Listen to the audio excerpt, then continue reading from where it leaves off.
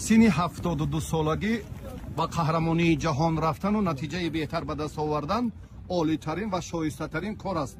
مبارک باشد. تشکر.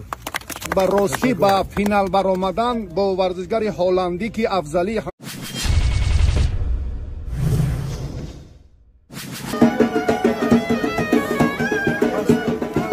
در سن 72 سالگی با قهرمانی جهان رفتن و نتیجه بهتر به دست آوردن عالی ترین و شایسته ترین کار است.